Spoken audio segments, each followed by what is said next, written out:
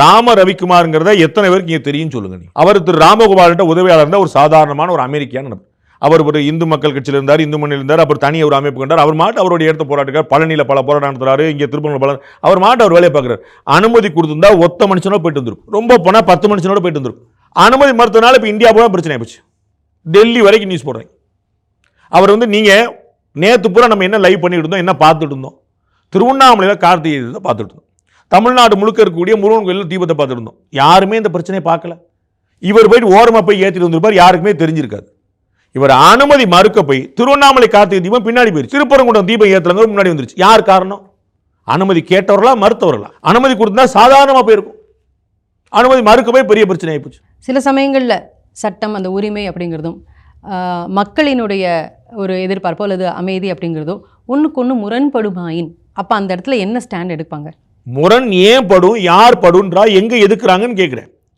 உங்களுக்கு எதிராக நான் ஒன்று சொன்னால் ஒரு கான்ஃப்ளிக்ட் வருது.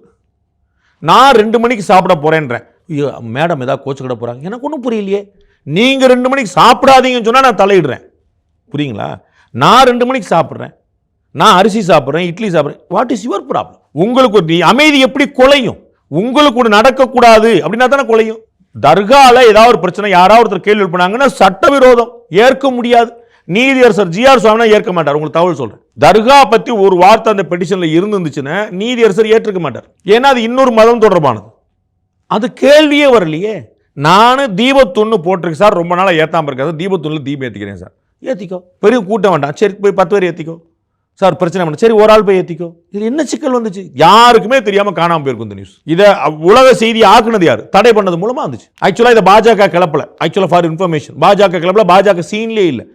இப்போ நீதிமன்ற உத்தரவை மீறி தடை பண்ணும் போது பாஜக உட்பட அத்தனை உள்ள வர்றாங்க, எல்லா கட்சியும் உள்ள வருது. இந்த தடை பண்ணும்போது தானே பாராளுமன்ற உறுப்பினர் நவாஸ்கனி உட்பட பல பெருமக்கள் சொல்லியிருக்காங்க, எங்களுக்கும் இந்த கந்தர்மலை சொல்லோட திருப்பரங்குன்ற மலைக்கு எந்த டிஸ்பியூட்டும் இல்லை, நாங்கள் மாட்டி எங்களுடைய வேலையை பார்க்குறோம், அங்கே தர்காவில் நாங்கள் எந்த பிரச்சனையுமே இல்லை.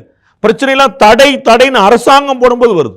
இவ்வளோ லட்சக்கணக்கான பேர் கூடி நிற்கக்கூடிய விஷயத்தில் நான் திடீர்னு 144 தடை போடுறேன்னு என்ன கணக்கு?